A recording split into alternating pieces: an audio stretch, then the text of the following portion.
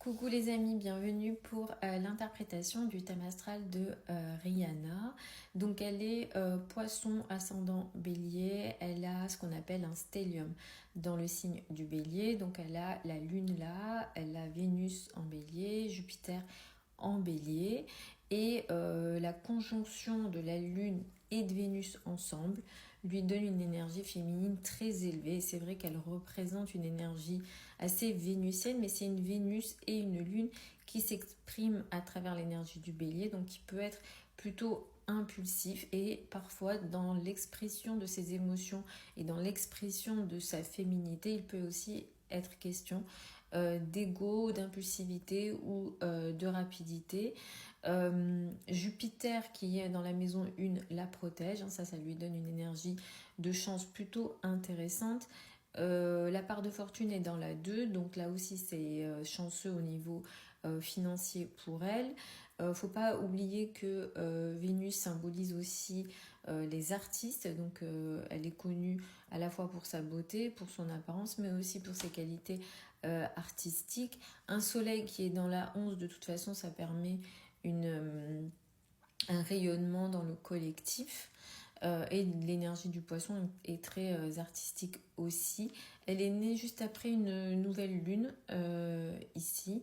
Donc elle aime bien entamer des nouvelles choses. Alors est-ce qu'elle va toujours au bout des choses qu'elle entame?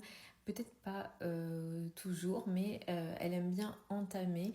Elle aime bien démarrer des projets, mais ce qui peut lui faire défaut, c'est cette énergie un peu trop impulsive du bélier. Ce qui a attiré mon attention quand j'ai ouvert son thème, c'est le carré donc Lune-Neptune et Vénus-Neptune. Donc là, il y a une énergie de déception, voire de sacrifice dans les relations amoureuses.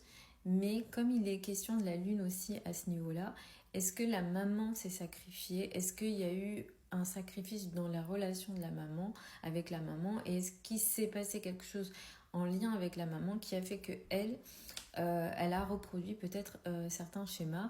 Et effectivement, quand on voit une Vénus carré Neptune ici, on voit une énergie de déception, de désillusion très importante dans les relations amoureuses. Et elle a aussi effectivement tendance à énormément se sacrifier.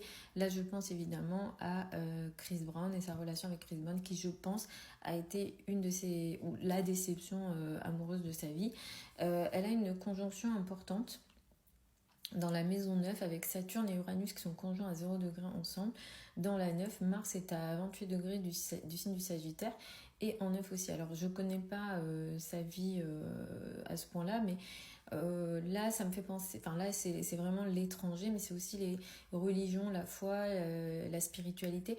Est-ce qu'elle a eu à remettre en question, ou est-ce qu'elle a eu un certain des remises en question ou des difficultés, ou un certain chemin à suivre en lien avec les croyances, les religions, etc. ici, ou en lien avec peut-être l'étranger? C'est vrai que je crois qu'elle a migré aux États-Unis pour être connue, pour faire de la, enfin, surtout pour faire de la musique, et en faisant de la musique elle a été connue, mais là il y a une énergie compliquée de combat avec quelque chose d'assez difficile avec Uranus, où il y a une énergie de rupture importante. Saturne, il ne faut pas oublier, c'est le karma, c'est les difficultés, les choses qui avancent pas facilement. Je pense que voilà, on apprend un petit peu plein de choses là concernant avec l'affaire Puff Daddy, mais Mars, c'est aussi effectivement l'effort qu'elle a dû mettre en place et qui a représenté parfois une énergie peut-être d'agression qu'elle a dû subir, parce qu'il est question de ça là concernant. Donc l'étranger qui représente pour elle quelque chose d'assez bizarre, quelque chose de difficile. Et effectivement, les États-Unis, pour elle, c'est sans doute l'étranger. Mais je me demande aussi si, sur le plan des religions et des croyances, elle n'a pas vécu certaines choses qui ont créé peut-être une énergie soit de karma, soit de difficulté pour elle. Dans les mois à venir, le mois de mars va être très important pour elle. De toute façon, vous voyez, les personnes bélier, ascendant bélier, balance, ascendant balance, poisson, ascendant poisson, vierge, ascendant poisson, vierge, ascendant vierge, pardon, pour les mois à venir vont être très très touchées. C'est aussi les personnes que je reçois le plus en consultation en ce moment.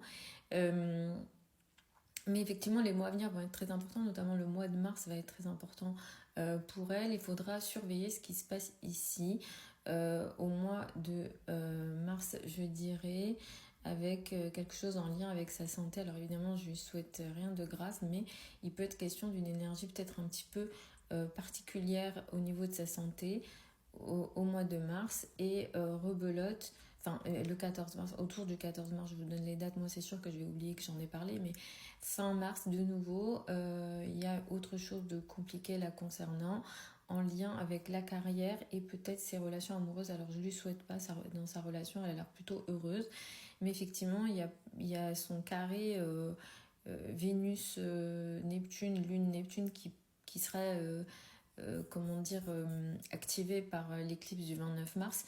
Donc il y a quelque chose, une sorte de déception, une difficulté, soit en lien avec son travail, ou soit ça peut effectivement concerner sa relation personnelle. Donc à voir ce qui va se passer ici pour elle. En tout cas, ça sera une période où il faudra qu'elle soit très vigilante.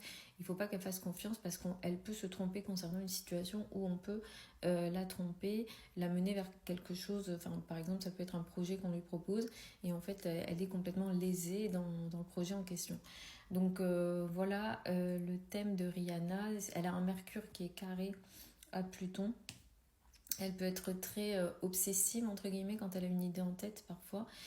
Et c'est une femme qui est très cultivée, je pense, qui aime lire, qui aime se renseigner. Mais effectivement, cette énergie du bélier qui est trop spontanée, avec autant de planètes, et trop impulsif, ça peut lui faire défaut. Voilà les amis, j'espère que c'est une interprétation qui vous a plu.